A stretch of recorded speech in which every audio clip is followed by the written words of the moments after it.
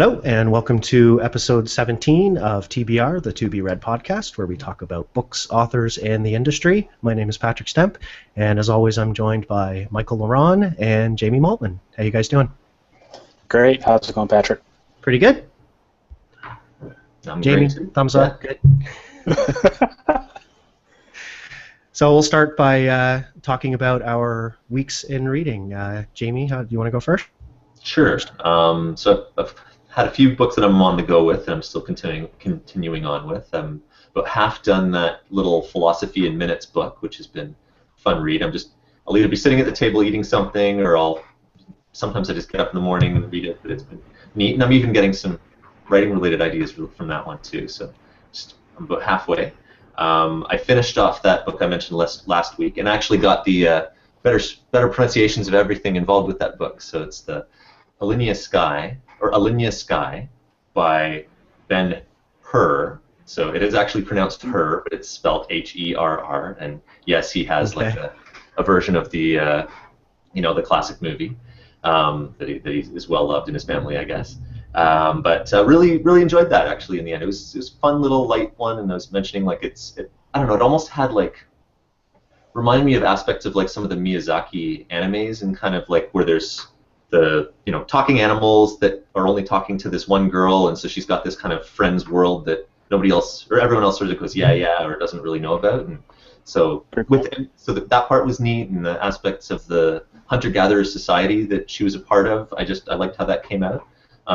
It was more of a like it's sort of right on the border between like a middle grade book and a YA book. So I sort of took it and just sort of it seems a little bit more middle grade-ish in the way that, or juvenile fiction or whatever, that sort of category a bit. But it was fun. So it's too bad. I was looking a little bit more for a YA protagonist fantasy sort of thing, so it didn't quite meet what I was hoping to be reading. But I did sort of enjoy it as something that was light and pretty short, and so got through that.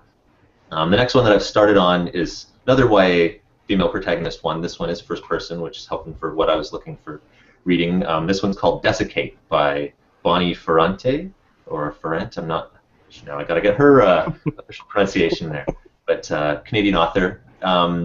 This one's neat. It's more of a sort of traditional sort of YA fantasy one where someone's being discovered. Well, they're discovering people that have or 14-year-olds that have magical talent, and it's related to the colors of their eyes, but they don't know what the talent is yet, and that'll come out. So I'm about a quarter of the way through, and they're sort of talking about some of these people that have been collected for this training by the masters, kind of thing.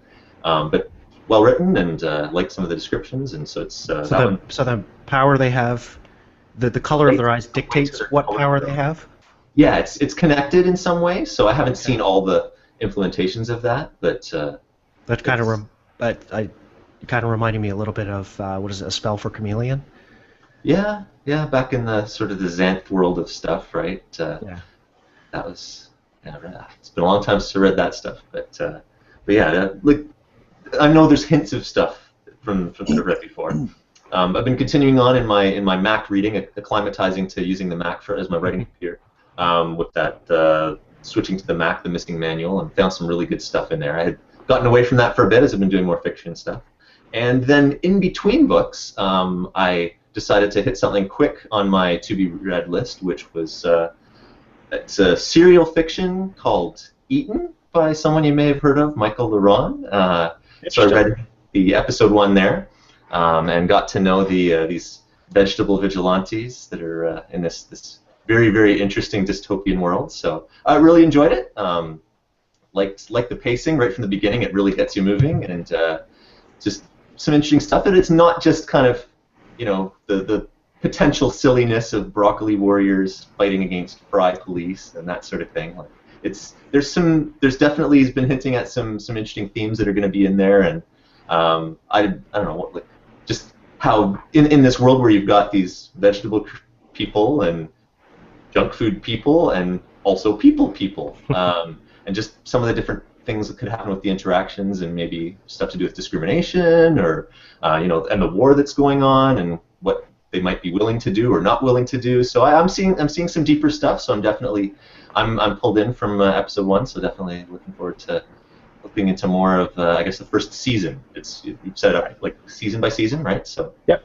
definitely Season serial fiction, but thought it was quite cool, and there's some neat characters and definitely some moments that I laughed about some of the imagery and some of the just little things that you had in there. So good job, Awesome. and that's first thing I've read of yours. So just it was on my list, and thought it would fit into this sort of like, I guess we're talking about the palate cleansers or just something a little different in between what you're reading for another purpose. So enjoyed it. Thanks.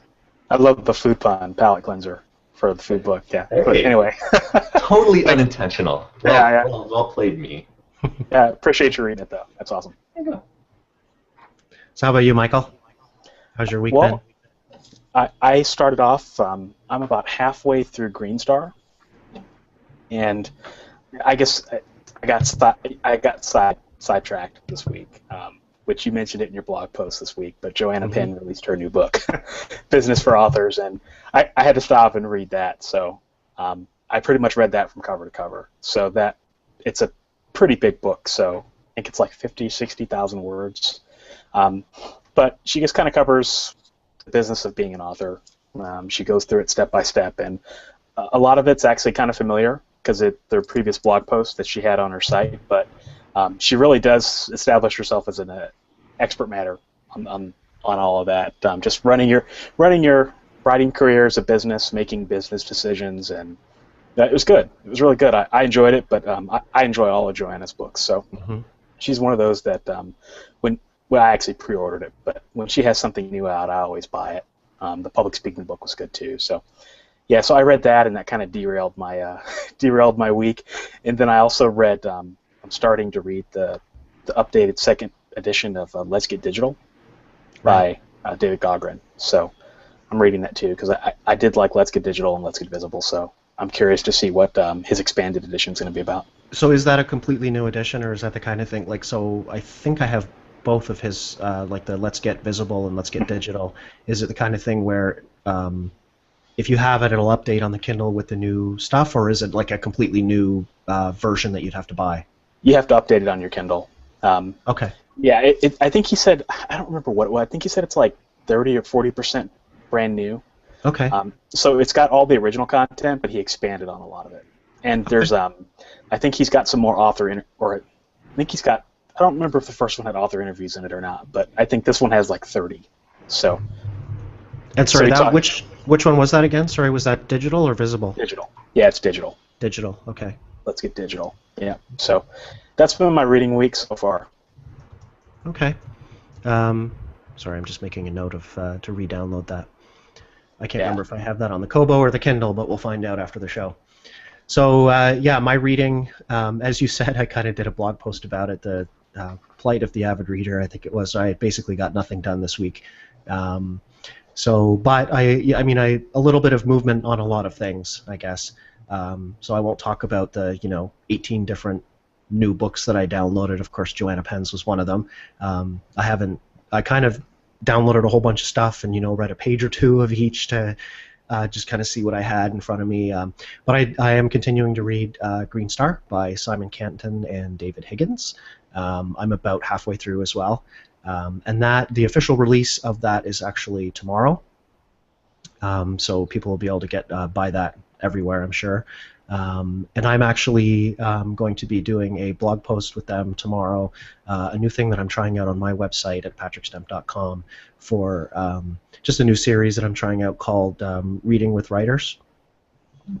So I've interviewed both of those guys with a bunch of questions, and they were kind enough to send me back their answers on to kind of get to know them as readers and not just writers. And sort of the idea there is, if you sort of find a kindred spirit in somebody as a reader, then there's a good chance that the stuff that they're writing might interest you as well. So I'm going to be putting that out either tonight or tomorrow morning to kind of go along with the release of their book.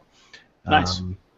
So I've also continuing to read Survivors of the Shroud by Scott Richards. I am bound and determined to get these two books off my list and reviewed before next week. I gotta finish something.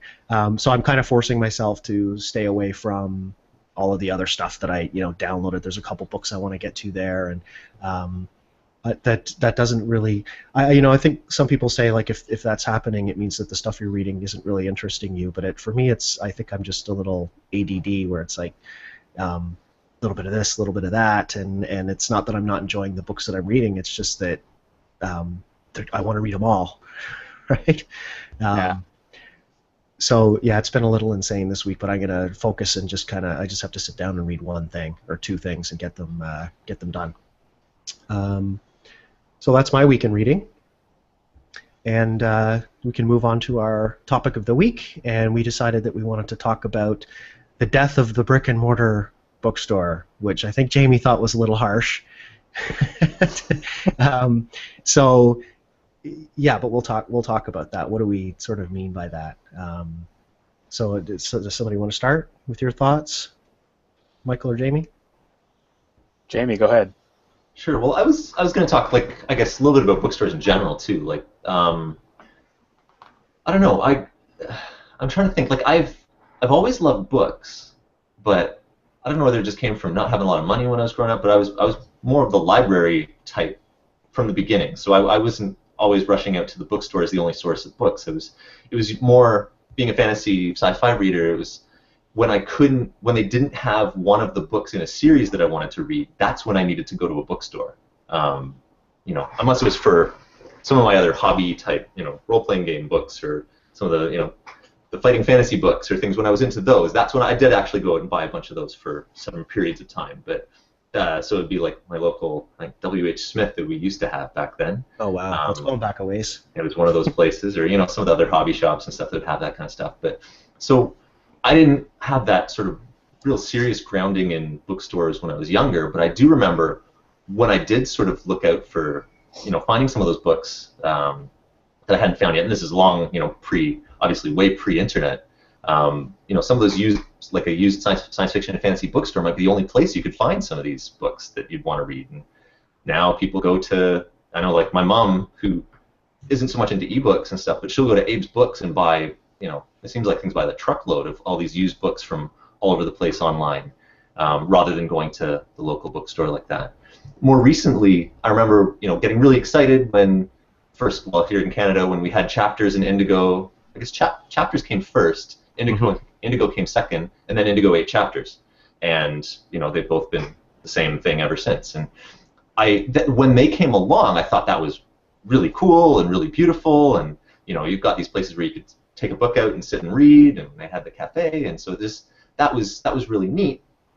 But I think right around the same time, as Amazon started and Amazon and then the online version of going to, indigo.ca or chapters.ca, just the convenience of that side really appealed to me. And I don't know, when I've got a long to be read book, list anyway, I'm just, when I think about that, I don't know. I just got away from a bookstore being something that I would really be seeking out on a regular basis. And it's funny. I was just preparing for the show. Just wanted to take a look at what some of the other bookstores, because I know where my local Indigo is. I know where a couple other ones are downtown. Where I've been to author events as well at different times too.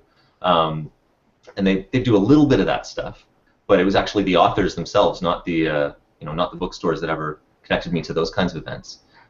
We do have one used bookstore up here that my wife and I like to go to just because of the cafe and like the ambiance and just the fact that it's all these book-lined walls and it's just a really nice, well-lit place that we like to go hang out, but we don't tend to buy much there because again, we're just buying it online, often from our phone or from the Kindle where we're reading it. So I don't know. I like them, but I've never been like a huge bookstore lover. Like I know a lot of people have these sort of nostalgic views of them and love to just go and browse through the shelves. But I don't know. I as much as anything, I find it irritating looking for what I want in a bookstore like that when I know how I could search online. And yeah, finding stuff in the bookstores is tough. I know, Indigo's chapters. You go into the science fiction section looking for something and it's not there, and so you look for it on the computer, and it says they have 2 copies, but it's on a random 20% off table somewhere in the middle of the store by the purses and the journals or whatever. And I think I used to love going to the bookstore and just, spend an afternoon wandering around and looking for books. And I went from doing that and, maybe walking out with 4 or 5 books to going there with my phone and the Goodreads app and just scanning barcodes to kind of look at more when I got home, and to pretty much not going in at all anymore. The chapters is starting to look like Target or something. There's or Home, Jisk. I don't know if they have those, if Jisk is an American store as well, or Home Sense or one of those places, or it's all crap. It's hard to find the books. Crap. Yeah, so in that, like Barnes and Noble here, it's just all bric-a-brac. We walk in, and it's like purses and board games. Yeah. So that was, I kind of had that under the note of kind of this is what they're doing to themselves, because they don't have to do that. Or I mean, I don't know. Like when I do go into the bookstore, there's still a lot of people in there. So they're not. I mean, they're not dead yet. And I mean, people aren't going to go into a Chapters looking to buy a purse. They go in looking for the books, and so they're it's almost like they don't want you to go into the store. I don't know.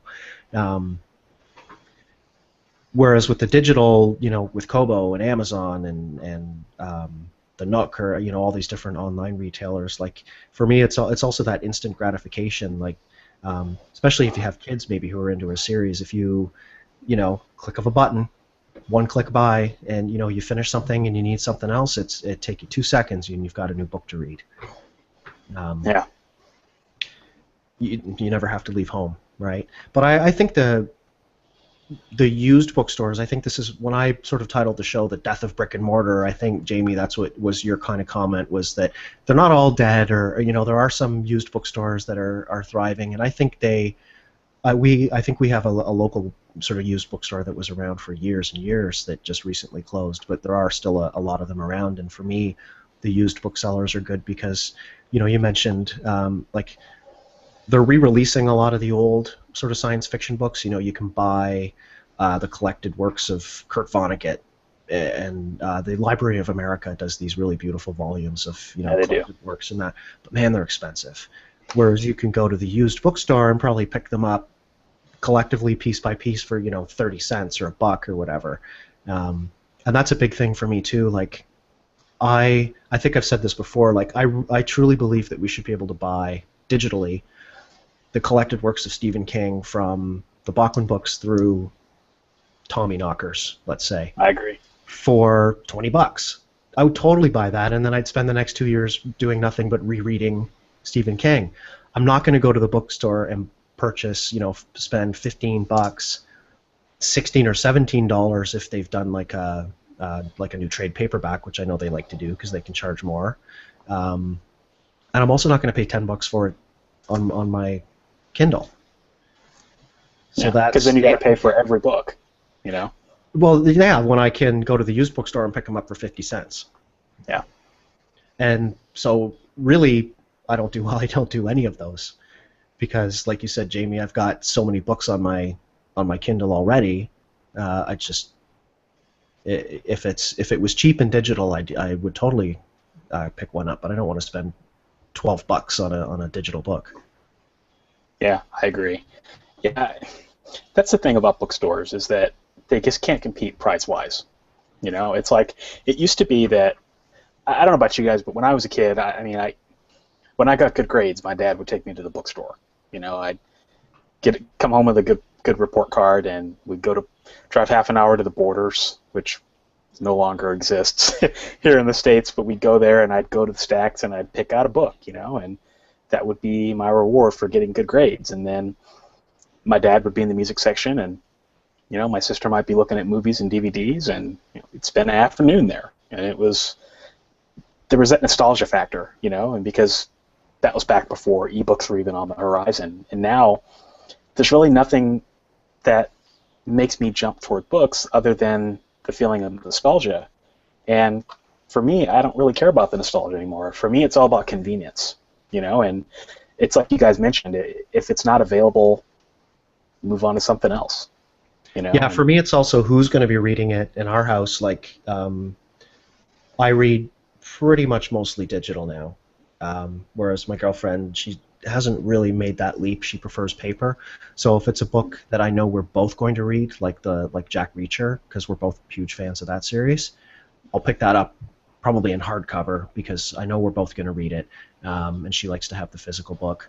And also, it's strange if I'm buying books for my kids, especially around the holidays when Chapters will have one of their buy three get one free, that kind of stuff. For a nation that is so technologically savvy and they're always on their phones and their laptops and on the YouTubes and everything like that, they also haven't made the leap to digital books. They don't seem to really be willing to give it a shot. I mean, I would love to buy them a Kindle and send them books, you know. For whatever reason, I don't understand. I'm not sure why. They just prefer paper. So if I'm getting books for them, I'll go to the bookstore. That's interesting. I read that was an article that came out this past week, right, where it talked about kids, and that was in the UK, I thought, but I think you probably get the same results in Canada and the States. But that's interesting. You know, I thought about that myself. It's like, well, why aren't they reading ebooks? You know, because it's like almost like the opposite. It's like usually it's, you know, the old folks like us, you know, who have a hard time transitioning, you know. And I don't know. I think it's because a lot of the kids out there today, they still don't know what it means to actually have an ebook. You know, it may also be just what they're used to as far as reading, because of course right. the schools haven't transinced to. No, they haven't. You know, it'd be amazing if sort of a Kindle for every kid or a Kobo for every kid. All the reading they do in school is paper. Right. The library at school, of course. That's you know, they can get as many books as they want for free from the school library. Yeah, I think that has more to do with it than the actual fact that they don't prefer ebooks. I just think it's an environmental thing. You know, it's like you prefer what you're around all the time. And I think once they get to college and once they realize, oh, wait a second, I don't have to lug around books anymore, there you go. I kind of get the sense, too, that the brick and mortar bookstores who are trying to get into the technology. So I don't know about Barnes and Noble, but like in Chapters here, or I guess it's Indigo now, they have the computers aren't just for like searching books in the store. You can also search for ebooks and things like that. Excuse me. And there's been a few times that I've been in there looking for digital books, and there's an option on a lot of them that say, you know, click here to buy the book immediately from the kiosk. And it's been there for a few years now, and every single time I've gone to do that, it doesn't work. It just takes you to some random blank page on the kiosk. And the one time that I actually ask somebody in the store to say, is it broken? Am I doing something wrong? There's even like a little card reader in the kiosk, which I'm assuming is so you can put in a gift card or a credit card or something. The employee that I was asking about it had no idea what I was talking about. I'm like, look, it says right here, you know, buy the book from the kiosk, and when I tap the screen, it doesn't do anything, and they weren't even aware that that option was on there anywhere. So it's almost as if they had a plan to go that route to make it easier for people to not just get physical books but digital in the store as well. You know, you can buy your Kobo in the store and load it up with books, and then they never finished setting it up or something. So that's unfortunate. Yeah. Well, it just goes to show you. I mean, when you have the big box bookstores, you know, like Chapters and Indigo and Barnes and Noble, and I guess Barnes and Noble here in the States, because there are no other big box retailers. But when you have them, they're just out of touch.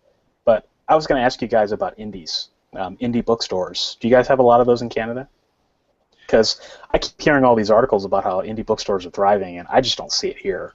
Like, I don't either, and that Jamie might jump in because he lives in a big city, right? Toronto, I'm sure maybe does, but like in London, there's at least not that I'm aware of. There's used bookstores, and those are obviously kind of independently run, but I haven't seen any what you would maybe call an indie bookstore that's selling, you know, new copies of books and stuff. And even and I'm pretty sure even the smaller bookstores, I'm trying to think, like in the malls, so they may not be a Chapters. It's something, I can't remember what they're called, but Chapter still owns. Chapter basically, I think, bought all of the other chains, and so they still under their original name, but it's still Indigo now. And so I'm in London, and it's not a huge city. I don't really I'm not aware of any indie bookstores. What about Toronto, Jamie? It's funny because I was just like I knew of one that was the science fiction and fantasy bookstore that I actually had a chance to go visit just about a week and a half ago. I happened to be downtown in the area, and I'd wanted to see it because I hadn't. They used to be called well, it was Backup Books back when 30 years ago. Last time I was there, I think. But they're called Backup Phoenix now, and they were in a different. They've moved around, but they've been around for quite a long time. And so that's it's a well-known one for genre fans, and it's got sort of the new books upstairs, and then the used books sort of section downstairs as well as some other tie-ins. So it was neat. It was like the selection's pretty good, and and they do have some author events, and like they had Guy Gabriel Kay, who's an author that I quite like. That an event that he did 2 days before I was there, but I had no idea about it because last time I'd been to their website to check it out, they didn't have a mailing list to say, hey, when our events are coming up. And so I asked the guy about it, and he said, well, if you email us, we haven't set that up the way we want, but if you email us, you can get on our email list. And so I was like, okay, well, I already missed the event that I definitely would have come down for. But which is exactly the kind of thing that I think they should be doing, is connecting with local authors, especially in a tight genre like that. Before the show, I was taking a look too, because I'm like, well, if there's that for science fiction and fantasy, and that's the circles that I'm in, there must be other types too. And there was quite a list from some of the local Toronto blogs talking about they have everything from sort of ones that focus on indie type stuff with small presses to other ones that are specialized in like LGBTQ bookshops, or another one that focuses completely on like first editions and like really expensive hardcover ones, and some that focus on like architecture or children's books or cookbooks or various different or mystery books, whatever different sort of specific things. And it seems like that's one way that they are surviving and I guess thriving in some cases, is if they're carve out their niche, don't try and be the everything to everyone sort of thing. And because that really works in that setting too, because if all your staff love mystery books and you basically are a mystery book destination,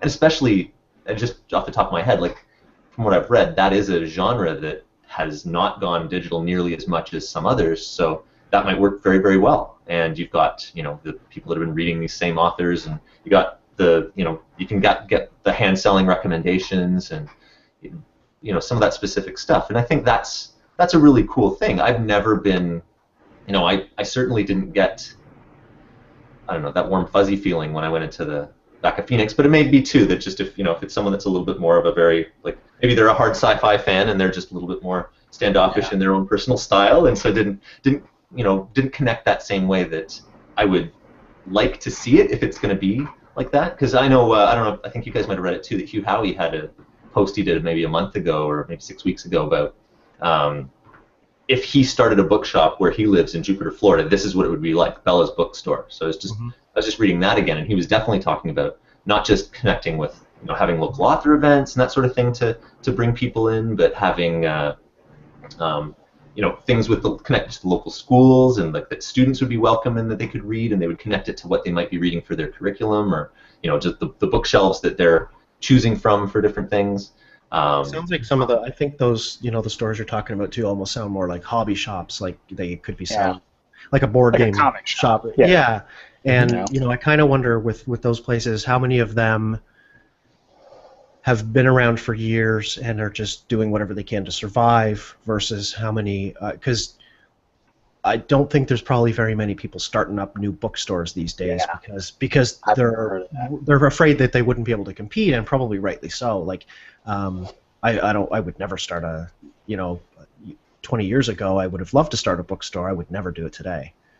Yeah, it's interesting because here where I live in Des Moines, we've got 3 types of bookstores. We've got the Barnes & Nobles, and then we've got it's like a used bookstore. They call it Half Price Books, and you can get some pretty good deals there. where you can get paperbacks and things like that. And then we've got a couple of indie bookstores. And to me, I can't really tell the difference between any of them. I mean, I know that sounds horrible, but like the indie bookstores here, it's just hard to get excited about paperbacks anymore, Like I went to an indie bookstore once in Minneapolis, and I can't remember the name of it, but it was the most beautiful bookstore I've ever been in. Like, it was like 2 levels, and they had like all the literary fiction stuff up top, and they had like couches and real cozy, and you go downstairs and there's like cookbooks and nonfiction and some genre fiction, and it was a really awesome experience. And they actually did have like a mailing list where you could like get on the list, and they would let you know when people were there. But it's just something I don't see bookstores doing really. Like, I can't think of the last time I ever got any kind of, or ever saw any kind of ad on a telephone pole or something from a bookstore. It says, Hugh Howey is going to be here at 9 o'clock tomorrow. Come and see us, Like, there's actually been a couple of writers that came to Des Moines this past year that I totally would have gone to see. Like, who comes to Des Moines, of all places, right? And never knew about it. I missed them by, like, 2 months, I think the other, I think one of the other things that the digital has a huge advantage over the physical bookstores too, of course, is the pre-orders. Yeah. So the sequel to the Rosie Project just came out today. The Rosie Effect by Graham Simsayan. Mm-hmm. I don't know if I'm pronouncing his name right, Jamie.